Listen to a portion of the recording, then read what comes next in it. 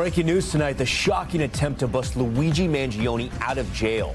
The new details just in about the man trying to spring the alleged CEO killer from behind bars. A man posing as an FBI agent in an attempt to break Mangione out. The bizarre items discovered on him, including a pizza cutter. How prison workers realized something was wrong. Also tonight, border czar Tom Homan signaling an immigration enforcement shift in Minneapolis, raising the possibility for officers to withdraw. Plus the new image of that 5-year-old boy in ICE custody. New winter alerts just issued as a powerful nor'easter threatens millions. A snowplow colliding with a van carrying a hockey team. The urgent rescue after a helicopter crashed in icy waters. This building collapsing under piles of snow. Why is the power still not on for hundreds of thousands? The officer convicted of killing Sonya Massey just sentenced. The time he'll face behind bars for shooting Massey after she called 911 at her home to report an intruder. Startling video of a driver repeatedly ramming a Jewish center in New York City. The charges just announced. Melania Trump's big screen moment, the First Lady's documentary that cost $75 million to make and promote, premiering tonight.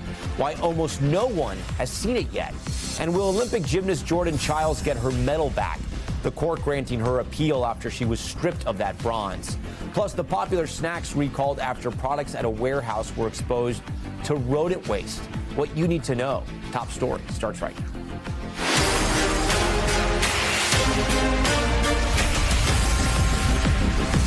And good evening. We begin tonight with the shocking jailbreak attempt. A man arrested after trying to get accused CEO killer Luigi Mangione out of custody. The bizarre details still coming in. The man allegedly pretending to be an FBI agent, claiming to have a court order signed by a judge for Mangione's release. Court documents show what was in his backpack, a large barbecue-type fork and a round steel blade similar to a pizza cutter. At this hour, there's no evidence Mangione was working with the suspect, but we know he has accumulated a passionate group of supporters since his arrest more than a year ago. So many questions tonight about how this high-profile jailbreak attempt unfolded. Our Emily Aketa starts us off. Tonight, Luigi Mangione, the target of a Minnesota man's bizarre plot to break him out of a federal jail in Brooklyn. 36-year-old Mark Anderson is charged with impersonating an FBI special agent after he showed up to the Metropolitan Detention Center Wednesday, according to a complaint, claiming he was an FBI agent in possession of paperwork signed by a judge authorizing the release of a specific inmate. A law enforcement source telling NBC News that inmate was Mangione, who is one of MDC's highest profile inmates, along with Venezuela's former autocratic leader, Nicolas Maduro. Court documents also show when asked for credentials, Anderson displayed his Minnesota driver's license and then claimed to be in possession of weapons. In Anderson's backpack, Bureau of Prison officials found this barbecue-type fork and round steel blade that resembled a pizza cutter. Anderson had been working at a pizzeria after a job opportunity he traveled to New York for didn't work out, according to a law enforcement source. Mangione has pleaded not guilty to federal and state charges for allegedly gunning down United Healthcare's CEO. What's your name? Mark. Before fleeing to Pennsylvania, where he was arrested following a 5-day manhunt. The attempted jailbreak playing out just ahead of Mangione's return to court tomorrow. All right, with that, Emily Aketa joins us live in studio. So, Emily, what are we going to learn tomorrow in court? Okay, so this hearing is in federal court where we could learn whether evidence found in Mangione's backpack, including, you probably remember, some notes, a gun, whether that will be suppressed or can be included. The judge could also rule on whether this will be a death penalty case, so there's a lot to watch for tomorrow. All right, Emily, we thank you for that. You bet. Tonight, we're also hearing from the first time from the new leadership on the ground in Minneapolis. Trump's border czar, Tom Homan, calling for a drawdown on federal agents and promising more targeted missions moving forward. But Minneapolis Mayor Jacob Frey says he'll believe it when he sees it, saying local police won't work with immigration enforcement, insisting the entire ICE operation in his city must end. NBC's Camila Bernal reports once again from Minnesota. Please call me Monday morning. Tonight, border czar Tom Homan says there will be changes to the federal immigration crackdown in Minnesota, including a drawdown of federal agents if state and local leaders cooperate and protests remain peaceful. The drawdown is going to happen based on these agreements, but the drawdown can happen even more if the hateful rhetoric and the impediment and interference will stop. Following days of protests, President Trump sent Homan to Minneapolis earlier this week to take over from Border Patrol Commander Greg Bovino. I'm not here because of The federal government has carried its mission out perfectly. Mayor Jacob Fry reiterated local police will not assist with immigration enforcement, but said he's hopeful about the prospect of a drawdown. Do I expect the conduct to immediately change? That is my expectation. That is what we are insisting upon. But again, I'll believe it when I see it. And tonight, new angles are emerging showing a confrontation between Alex Preddy and federal agents, less than 2 weeks before he was fatally shot. In this video, you see Preddy approach agents and shouting at them. This video from News Movement shows him kicking the taillight before officers wrestle him to the ground. His family confirming that's Preddy in the video, and they were aware of the altercation, saying he posed no threat. President Trump shared the video along with another user's post calling Preddy a domestic terrorist. While in Texas, there have been tense clashes outside a detention center where 5-year-old Liam and his father are being held. Congressman Joaquin Castro posting this photo of the two who were detained by immigration authorities in Minneapolis last week. His father said that Liam has been very depressed since he's been at Dilley, that he hasn't been eating well. Camila Bernal joins us tonight again from Minneapolis. So, Camila, there's a national protest planned for tomorrow. What do we know about it? Hey, Tom. So activists are asking people to strike and to protest both tomorrow and Saturday. So that means no work, no school, no shopping. They did that last week, and thousands came out to protest the death of Renee Good. This time around, the governor is asking people, please don't boycott the local businesses. They have been hurting and struggling for weeks now because of these two shootings. Tom? All right, Camila, thank you. We are following breaking news out of Washington right now. The White House and Senate Democrats reaching a deal to avert yet another government shutdown. I want to get right to NBC's Peter Alexander at the White House tonight. Peter, walk us through what we think has happened now with this deal and how it was negotiated. Yeah, Tom, late tonight we heard from the president on Truth Social announcing that lawmakers from both parties, Republicans and Democrats, have now reached a deal, he says, to avoid another extended shutdown of most of the government. The showdown here has largely focused on Democrats demanding reforms to DHS, among them ending those roving ICE patrols, requiring all federal immigration agents to wear body cams and proper IDs and to no longer wear masks. They also wanted, among other things, a sort of code of conduct and accountability as it relates to immigration enforcement. And so while they try to sort that out, the Senate appears likely to keep the DHS open for several more weeks and to fund other major departments for another year. Tom? All right, Peter Alexander, we also know that you're tracking news out of Iran as well. Yeah. What's the latest there? So President Trump is threatening new military strikes against Iran. He's calling on the regime there to negotiate a deal to end its nuclear program. He warns that time is running out. You'll remember back in June, Operation Midnight Hammer. That's when the president, U.S. forces, those B-2 bombers targeted Iranian nuclear enrichment sites. The president warning any further attacks would be far worse than the last. The Iranians, for their part, Tom, have been publicly trying to de-escalate the threat of war, meeting with U.S. partners in the region. They're meeting with Turkey tomorrow, had conversations with Saudi Arabia in recent days. So we're going to be watching very closely the way this develops going forward. Okay, Peter Alexander for us at the White House. Peter, thank you. Right now, the death toll has been rising as brutal temperatures continue to grip much of the country. More than 155 million under cold alert, stretching all the way down to Florida. And the race to restore power before the next storm moves in is on right now. Kathy Park is on the ground in hard-hit Mississippi.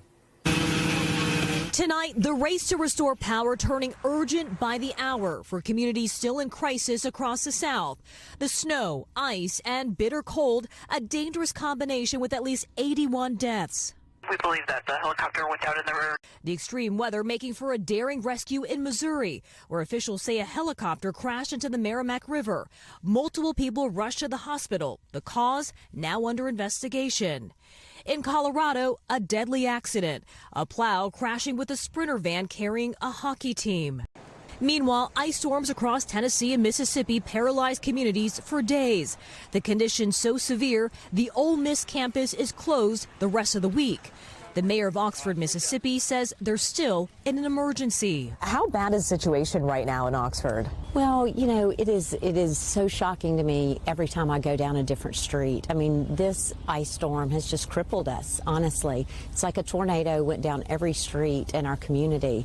We still have people 5 days later who are without power, without water. It was more snow than ice in Arkansas. Watch the roof of this building collapse. And the snow-packed roads in Mississippi stranding drivers for days. It's so cold in New York, the harbor is frozen over. The Coast Guard seen here chipping away at the ice. We've been without power since Friday night. Back in hard-hit Oxford, Jerry Payton is entering another day without power, turning to his gas stove just to stay warm. Just keep the faith, you know what I mean, it's rough. Kathy, those are some devastating images out of there in Oxford, Mississippi, and we see them right there behind you as well.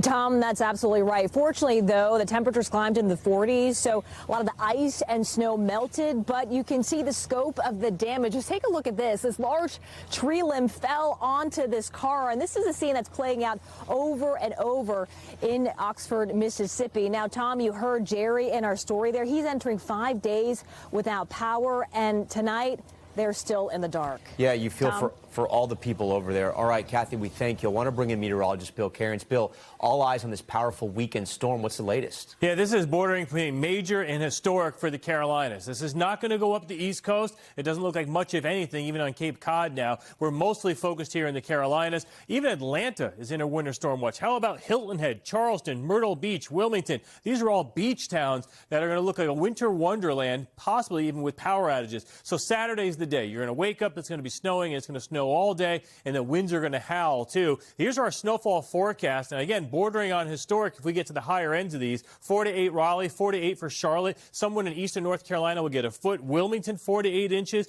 Notice that Atlanta, we have maybe just a little bit of light snow up to an inch, but even an inch in Atlanta would be troublesome. Same for Savannah. Charleston, 1 to 2 for you. And as far as the winds go, this is going to be likely a blizzard in areas from about Norfolk to Virginia Beach. Not only that, the full moon is on Sunday. The high tide Sunday morning is expecting major coastal flooding. So it's going to be as ugly as it gets Sunday morning in the coast, especially in southern Virginia and out there on the Outer Banks. So we have our hands full with this one. Just because it's not hitting the Northeast, this one's going to be bad enough. Yeah, and we see right there the cold weather alerts as well. Tell us how cold it's going to be. Yeah, so we're advertising tomorrow, and then the next 2 mornings is really cold in areas, say, Green Bay, Chicago. I mean, it's nothing new. We've been in it, but tomorrow's going to be pretty bad. Look at Buffalo, -17 wind chill tomorrow morning. New York, 2 mornings in the row, about -2. And then behind the storm, this storm sucks all that cold air from the north down south, record lows through Florida, right along the Gulf Coast. And this is how cold it's going to be. And this gets your attention. When you see Orlando, wind chill 12. Imagine that. That's crazy. Miami will have a wind chill in the 20s. Miami should have 2 nights in the 30s. We're looking at extreme freeze warnings for the first time ever in areas of central Florida. So this will be serious. Yes, we'll see all the iguanas falling and all that. But for the strawberry crops outside of Tampa near Winter Haven, and also for the citrus groves all around Lake Okeechobee, this could be very troublesome. Yeah, it's going to be kind of dangerous down there. We're going to keep an eye on it. Bill, we thank you. A former Illinois sheriff's deputy was sentenced to 20 years in prison for fatally shooting Sonya Massey inside of her home after she called 911 looking for help. The killing prompted protests across the country and raised new questions about racism and policing. NBC's Shaq Brewster reports. It was a fatal police shooting that sparked nationwide outrage. Video capturing Sheriff's Deputy Sean Grayson killing Sonya Massey in her own home. A judge today handing Grayson the maximum sentence, 20 years behind bars. I am ecstatic. So happy. We did it. Grayson was convicted of second-degree murder last October for shooting and killing Massey in 2024 after the mother of 2 called 911 about a possible prowler. Video shows Massey picking up a pot of boiling water, then ducking behind the counter and apologizing. Shoot you in your face. Drop the pot. Judge Ryan Cadigan today saying, quote, that bit of unreasonable rage needs to be deterred. The fatal shooting prompted protests and new laws.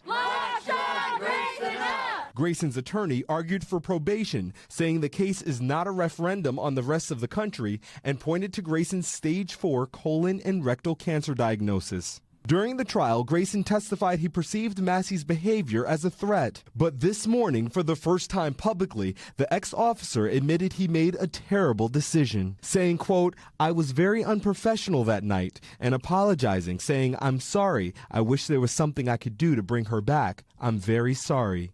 Massey's family tonight skeptical. I don't think he's truly sorry. I think he's sorry because he's already sick and dying, and he wants forgiveness. For him to be weepy-eyed and crying and saying he was sorry for what he did. But he got on the witness stand during the trial, and he doubled down with his lie. Shaquille Brewster joins us tonight from our Chicago bureau. And Shaq, Massey's family says they're pushing for federal legislation. Yeah, Tom, they want the state law that bears her name to be passed at a federal level. The Sonya Massey Act, it requires stricter background checks for new police hires so that those checks include things like personnel records from previous departments or even non-public legal documents. Experts say that there were red flags in Grayson's personnel background that should have been known. Meanwhile, under Illinois law, it is possible that he serves that tighter sentence or shorter sentence because of good credit behavior or good behavior credit that he could receive for his time behind bars. It's possible, experts say, that he'll ultimately serve just about half of that 20-year sentence, Tom.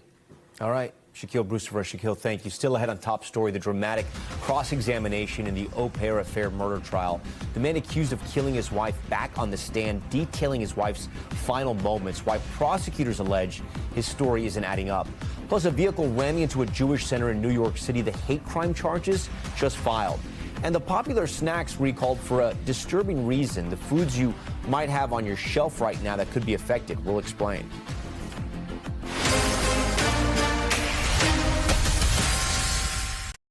We're back now with a dramatic cross-examination of the man accused of murdering his wife so he could be with their au pair. Brendan Banfield describing what he says were the final words his wife said to him, but protesters insist his version of events is a lie. Here's Stephanie Gosk. Brendan Banfield on the stand again today. I don't know that I've ever been more panicked in my life. Telling a Virginia courtroom he didn't kill his wife, Christine Banfield. He tried to save her after discovering a man, Joseph Ryan, with a knife in the couple's bedroom. Why did you shoot Joe Ryan on February 24th? He was attacking Christine. He was stabbing her. Banfield testifying that the family's au pair, who Banfield admits he was having an affair with, fired a second shot at Ryan using a different gun. The former IRS agent told the jury he did what he could to stop the bleeding on Christine's neck. Christine told me that she was bleeding out and that she was sorry and that she loved me. Christine was stabbed 7 times, according to the medical examiner, who testified earlier in the trial that she would have died quickly. They're all rapidly fatal injuries. Today, during the cross-examination, the prosecutor casting doubt on Christine's ability to speak following the attack. She's chatting with you with these wounds in her neck, correct? Yes. Banfield is charged with murder. The au pair pleading guilty to manslaughter in exchange for telling a very different story, that Banfield conspired to lure Ryan to the home using a fake profile on a fetish website as part of a scheme to murder his wife. This is what the prosecution says happened in that bedroom. Brendan enters the bedroom first, shooting Joe in the head, picks up the knife that Joe had brought, and stabs Christine repeatedly in the neck. Now the jury will have to decide which version of the story they believe. Okay, let's pick it up there. Stephanie joins us now on set along with NBC News legal analyst Misty Maris. Once again, guys, thanks so much for being here. So taking the stand is risky. Stephanie, do we know why Banfield did this? He wanted to tell his side of the story. Remember, the au pair gave her version of events, and the only way to counter it was for him to get on the stand and tell his story. But what did that do? It opened up the possibility for the prosecution to poke holes in it, and they did that in a couple of different ways during the cross-examination. So speaking of that, Misty, he's on the stand. He's saying that his wife told him, I love you at the end before she died, and then the prosecutor's like, wait a minute, she's been stabbed in the neck. How did this play out for them? Were they able to kind of prove or catch him in a lie, an alleged lie? They absolutely were. And some of that was the prosecutor locking him into his story, saying, well, by virtue of what you've told us, she was stabbed at least 5 times when you were having these conversations. And so line that up with the medical examiner's testimony, and keep in mind those autopsy photos that were part of this case. The jury saw those. We didn't see them publicly, but all of that really, really killed his credibility. So do you think they made enough to prove their case that he's the mastermind? I do think the prosecutors did this, and it should have been a tough case because it's such a long-time scheme that requires collusion with the au pair. But I really think they did it. They put together all the evidence, and then they had the au pair to talk about the planning, commission, and the cover-up of the crime. So what can we expect for tomorrow, closing arguments? Well, you can expect the defense to hit on that point exactly, that the au pair apparently flipped, right? And she started testifying against him, and it was a plea deal that meant that at the end of this, she gets to go free. They're going to say, well, look, her incentive is I'll say whatever they want me to say just for the deal. And then you'll be able to see the prosecution lay out what happened today, also with some of these inconsistencies, and again, just hit that testimony from the au pair, what she said happened and how they colluded together. All right, Stephanie Goss, Misty Maris, I'm sure we're going to be watching it tomorrow. We thank you for that. When we come back tonight here on Top Story, breaking news from Washington just moments ago, the president saying he's going to announce his Fed chair tomorrow. We'll have a live report. Plus, a Waymo car hitting a child near an elementary school, the growing concerns over the safety of self-driving cars. And what do the movies Clueless, The Karate Kid, and Inception all have in common? Think about it. Well, we'll tell you. We're back now with breaking news out of Washington. The president making a number of major headlines at this hour, including threatening tariffs on countries selling oil to Cuba. I want to bring back NBC's Peter Alexander. Peter, I know you're tracking all these new headlines. What have we learned when it comes to Cuba first? Well, let's start with that topic of Cuba, Tom, and notably the president here escalating pressure on Cuba, that communist island right now. Significant because what he's discussing doing is now putting tariffs on countries that sell oil to Cuba. And remember, Venezuela was the primary provider of oil to Cuba. The president, just a matter of weeks ago, earlier this month, was successful in that operation that ousted the authoritarian leader, Nicolas Maduro, who is now being held behind bars in New York City. The president, though, trying to tighten the screws again right now. This is an executive order that was done under a national emergency declaration. We're learning right now the tariff rates. We don't know exactly what those rates would be. We don't know specifically which countries would be targeted by it. But significantly here, the president, who has had many close allies, including his Secretary of State, National Security Advisor Marco Rubio, who have viewed this as an opportunity on the backs of the success in Venezuela to try to follow up with an additional pressure point as it relates to Cuba. We're going to be watching this moving forward, Tom. Yeah, and especially with Cuba taking more than 40% of its oil from Venezuela, now going to be cut off from the rest of the world. You wonder what's going to happen there. This is live pictures, I'm being told, of President Trump on the, I'm being told it's a black carpet maybe for the Melania documentary preview tonight there in D.C. I do want to ask you, there's news about a new Fed chair as well. He announced that? The president hasn't yet announced the new Fed chair, but he did during these conversations with reporters alongside his wife, the First Lady, who is celebrating the premiere of her documentary. The president announced that he would be announcing his pick for the new Fed chair tomorrow morning. That was a surprise to a lot of us. The president just days ago had said the decision was likely to come next week. We know he has been considering this decision for quite some time. It's one of the biggest economic policy announcements that he will make. He's been doing it, the decision making, alongside his Treasury Secretary, Scott Bessent, whose name had been floated as a possible Fed chair replacement. Separately, Howard Lutnick, his Commerce Secretary, has been helping out. Among the names that we've been keeping a close eye on, the two Kevins, as they're described. The president's top economic advisor here at the White House, whose name is Kevin Hassett, though the president has said he may want to stay in his post, and also a BlackRock executive, a man by the name of Kevin Warsh. So those are the names that we'll be watching. Obviously, the backdrop to this, Tom, as we've been reporting out for the course of many weeks, months, as it were, is this feud, really one-sided, frankly. President Trump directing his anger at Jerome Powell, who initially the president picked in his first term before Powell was re-upped by President Trump. Powell, the president has taken to calling too late because his frustration that Powell hasn't brought interest rates down quicker.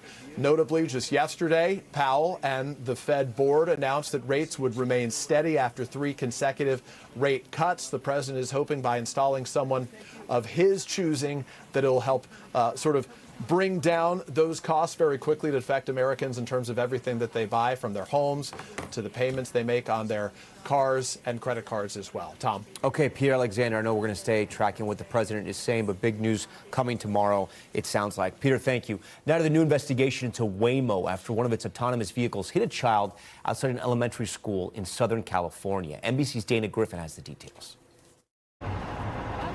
Tonight, an NTSB investigation underway into a Waymo vehicle hitting a child outside a Santa Monica, California elementary school. No one was behind the wheel. A neighbor's Ring camera capturing a police SUV pulling up near the Waymo after the incident. Waymo says the child suddenly entered the roadway from behind a tall SUV directly in front of the vehicle's path, which was traveling at 17 miles per hour. According to police, that child was outside of the crosswalk running towards school. Waymo says that driverless vehicle reduced its speed to under 6 miles per hour before it made contact, and says a human driver would have made impact at more than double that speed.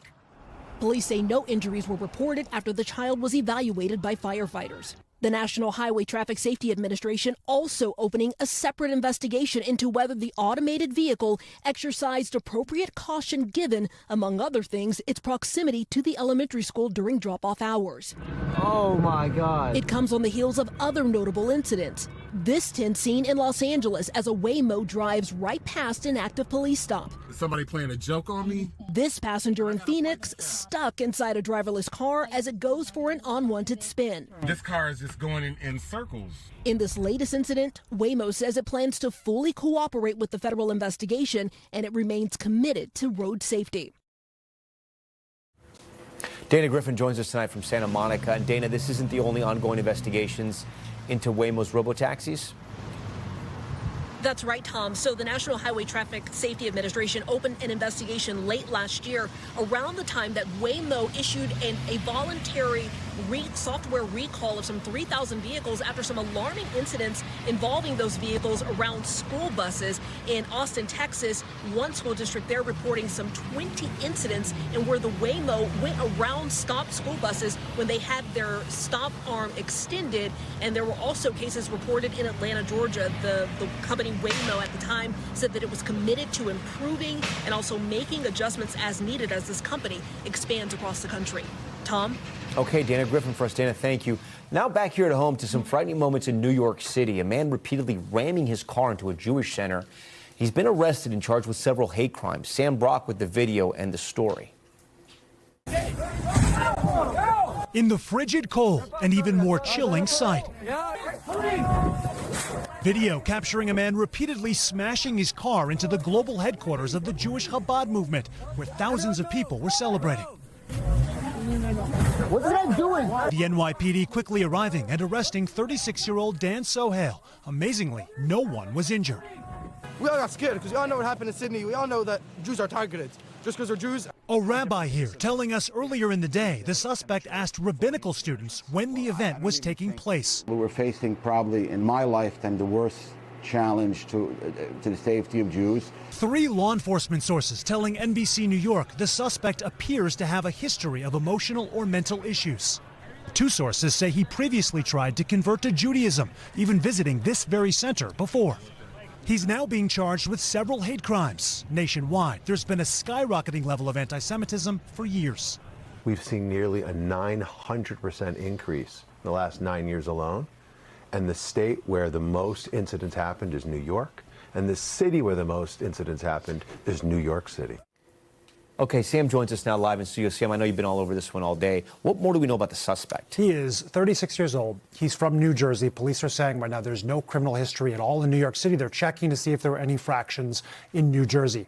That said, in terms of his background, they're looking right now, Tom, to try to find out whether or not he's facing 20 charges. Currently, 4 of them are hate crime charges. What the possible motivation might have been. Police say that after this all happened, you're going to see this video again, that he told them it was a mistake because he was wearing clunky boots. This is actually him in the same Chabad. Yeah. Earlier this month, interacting, right, with the members of that community. Why would he want to go in just to potentially sabotage or claim lives? As far as how close this could have been, they were celebrating the 6th passing of the Rebbe.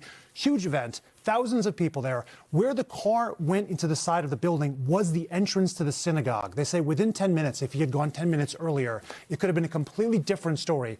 Many people could have been injured or killed. This would have been a major tragedy. Yeah, major tragedy. It's strange because it seemed like he had a relationship with this Chabad, right? So according to multiple sources, he wanted to convert to Judaism. He had tried to do this in New Jersey and had visited this Chabad at least once. What connection is there? There's possible mental health issues as well. I think that's what investigators are looking at right now. Sam Brock, we thank you for that. Now to Top Stories news feed, starting with some more breaking news tonight. President Trump, his two sons, and his family business suing the IRS and the U.S. Treasury Department.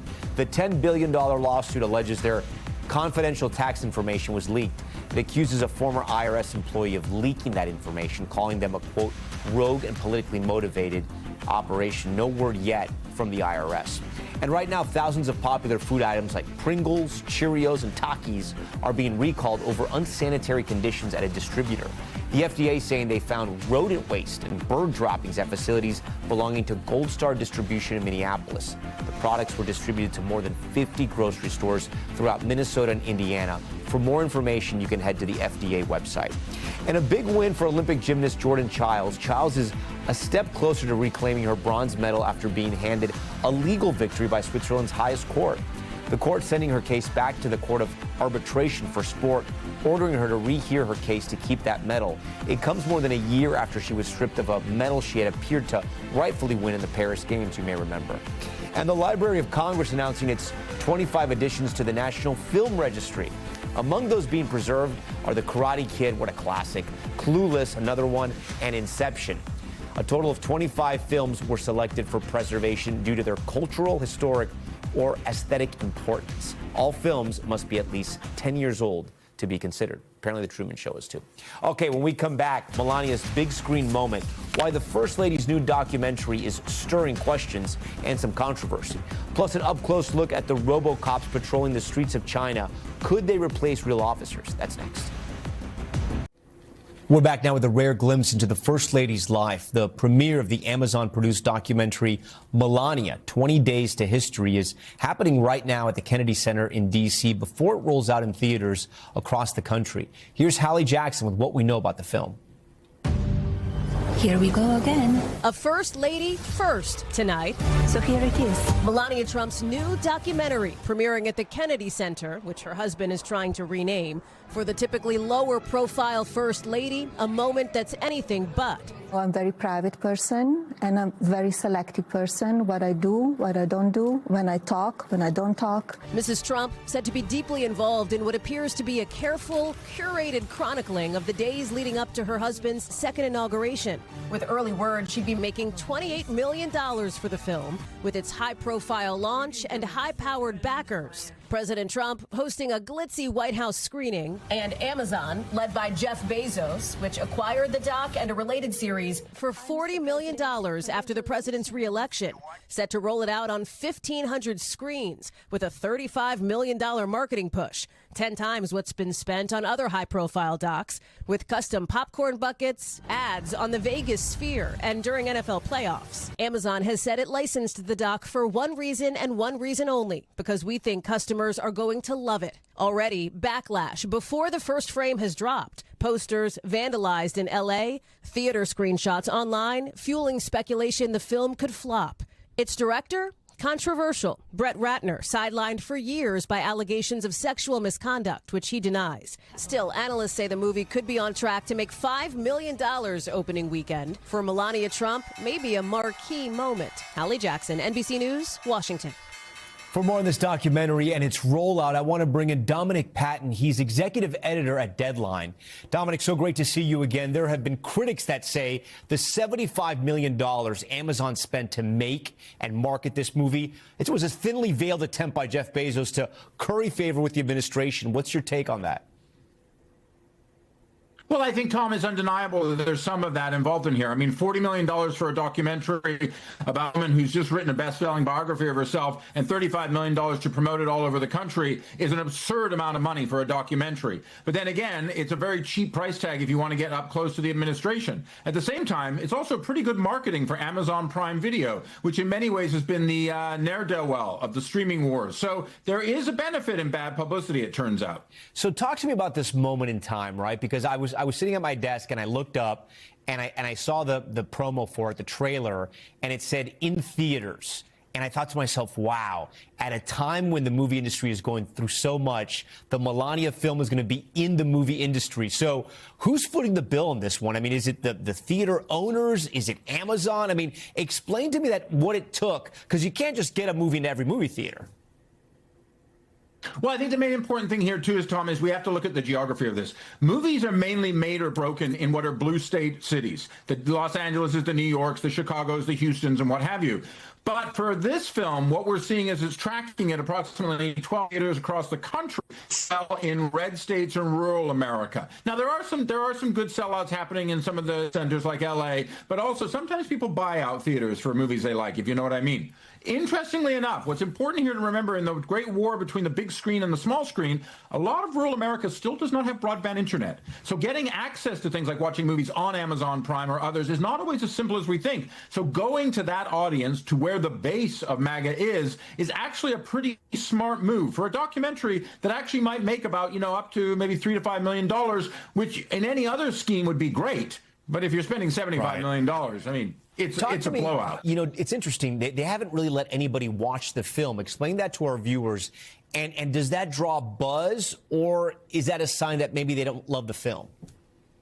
I think it's a combination, like many things with the Trump administration. I think one thing is we now know that even tonight's screening at the Kennedy Center, and we're going to continue to call it that at deadline, they're not allowing the press in to see it. Anyone can see the film is tomorrow when it starts opening in theaters all across the country. That is a very good way of critic-proofing this. But at the same time, of course, it opens up to the conversation. The reality is this is critic-proof because it is only intended for an audience of two, the president and the first lady. They are already feeling that this is a success, and so to them, for Amazon, for a long-term purpose, in both of getting closer to the administration, as we discussed, but also in getting us to all talk about Amazon Prime, that has to be a success. I had a chance to sit down with Melania. It was her first primetime network interview when she was First Lady in the first term. And to this day, people stop me and they ask me about that interview. People are fascinated by her, right? She's incredibly interesting when she is on camera and she is being interviewed. She can at times be somewhat revealing. She's also very guarded. But I think the way they're marketing this and the way she did this, she kind of did this on her own terms. And it feels like she was very much in control of this production. Is that fair?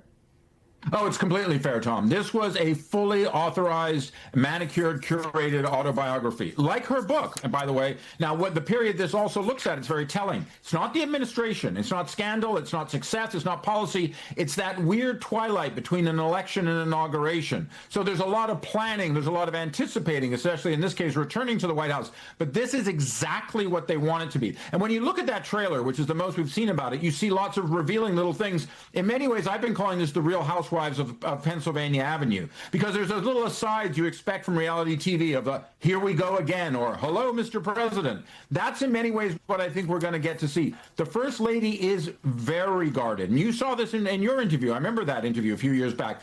She's very guarded, and she knows exactly what the images she wants to present and how she wants to control it. Just yesterday on Fox News, in one of the few interviews she's given about this, she said, I'm in charge of no one, and no one's in charge of me. And in that is the paradox of Melania Trump. The First Lady went on Fox as part of a promotional tour for this doc. Here's some of what she said about her relationship with the president. Let's listen. Well, I give him my advice, and, we talk about that, and we could see that the country is divided, and it's very hard. Dominic, it's funny. So I'm watching this and I'm thinking back on my interview. I think a lot of people might be curious, where is the First Lady in the second term and what her role is? Do we know if this film will answer that question? Because I feel like we haven't seen as much of her as we did in the first term, which was also not a lot. Well, we do know that she primarily does not live at the White House. We know that. There's speculation that she lives a lot in Mar-a-Lago and sometime in New York, where obviously Barron is going to school. It's interesting when she talked on Fox News in another interview I saw, she talked about how the country was so divided, she wanted to help unify it. But when she referred to what was unifying it, she basically said, people should stop disagreeing with my husband's policies. And I feel like the First Lady maybe needs a little bit of a course in how democracy works, which is the great unifying force of America, our ability to disagree.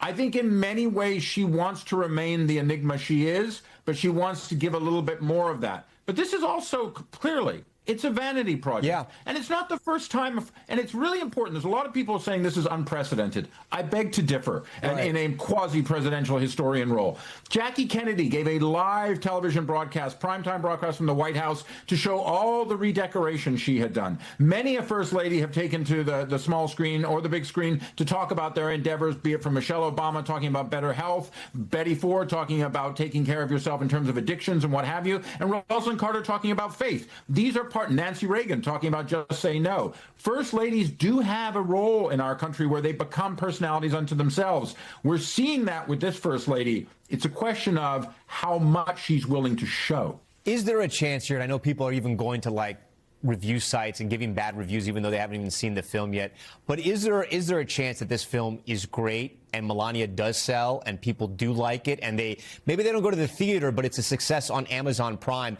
How will we know that? I mean, do you think Prime will release how many people are actually watching this? I think they will. I mean, look, Prime is trying very hard to swing in a big league. Prime primarily comes, as we all know, we pay a little bit extra for our Amazon toilet paper and toothbrush and battery deliveries, and we get this great video service. But, they've done very well with Thursday Night Football, with the NFL. They're trying to swing in the big leagues. This gets them up there. Regardless of how the numbers do, they're going to present a sunny face on this because they spent $75 million on it. You can't spit here in L.A. without coming across a Melania billboard or bus stop poster, et cetera, et cetera. They're everywhere. And that is part of what this is. This has become a ubiquitous event, which is unknown almost for documentaries in America, and certainly unknown on this level. But I do think the success is already baked into this. It might not be the way you and I gauge it in terms of numbers or box office or what have you, but the fact is, once again, we're all talking about the Trumps. We're not talking about a lot of other things that are happening in this world, and we're talking about their impact on the culture. And when it comes down to it, I think the legacy of Donald and Melania Trump, it won't be so much in policies or in families that have been devastated by immigration raids or anything like that. It will be in the cultural impact they've had. And that is undeniably vast. Dominic, always so great to talk to you. We thank you for your time and your analysis. And real quick, people, if they can't go to the movie theater, how quickly can they see it on Prime?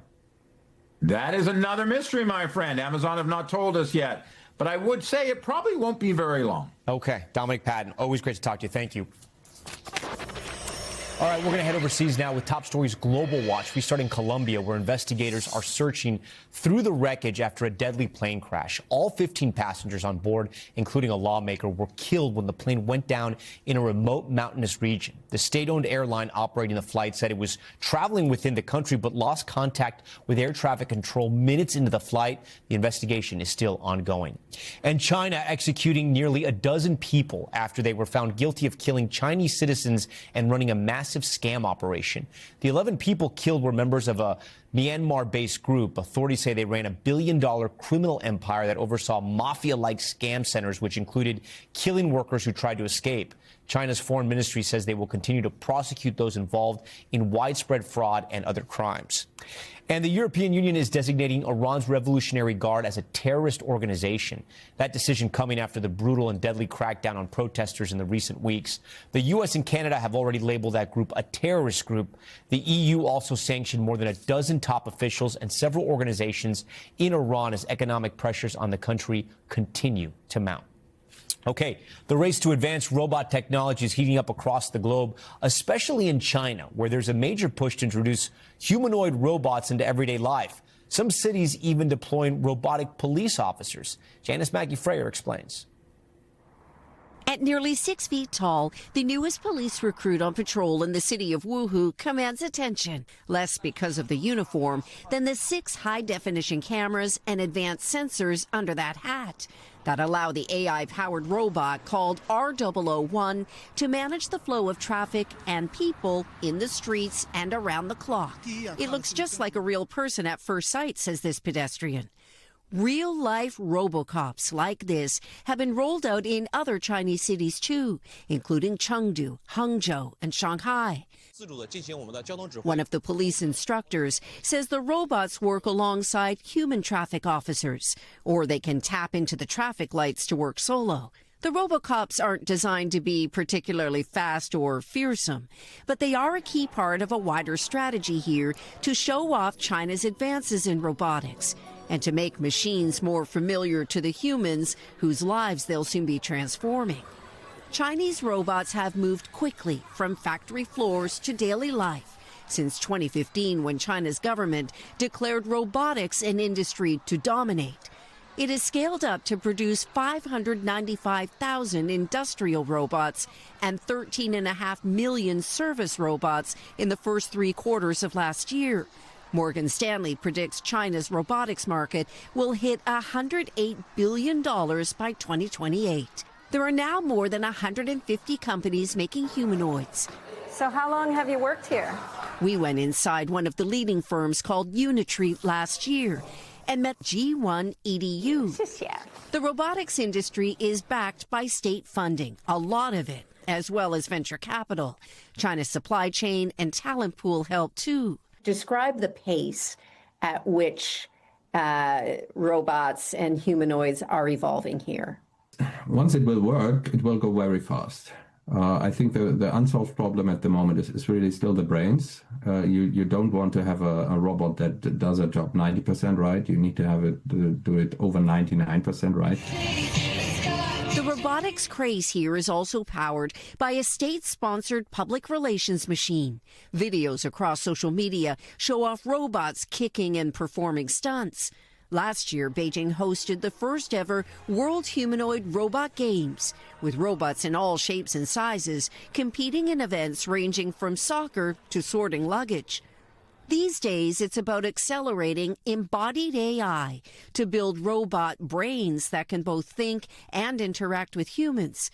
With China's aging population and declining birth rate, robots and humanoids will change the future of work and daily life here, leaving the trundling robocops on duty in Wuhu to be only a preview of what's to come.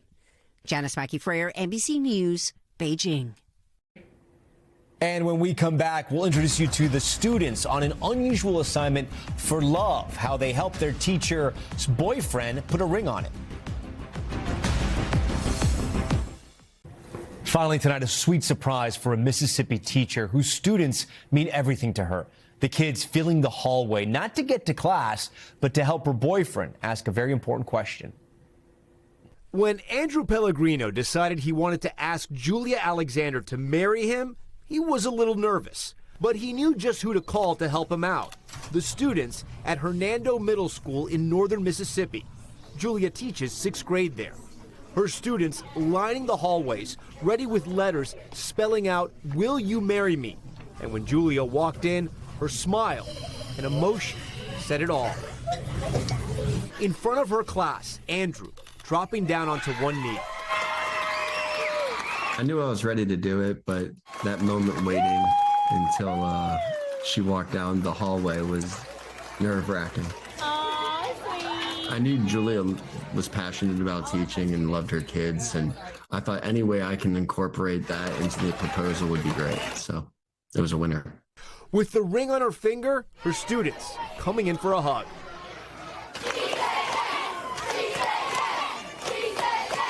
Celebrating the answer to one of life's biggest questions. It had always kind of been like a secret dream and hope of mine that he would do it at school. It was very special, very heartwarming. Definitely the surprise of a lifetime. A lifetime they're ready to spend together. I love Julia's passion for teaching and everything she does. She lights up my day every day. For us, thanks so much for watching Top Story. I'm Tom Llamas in New York. Stay right there. More news on the way.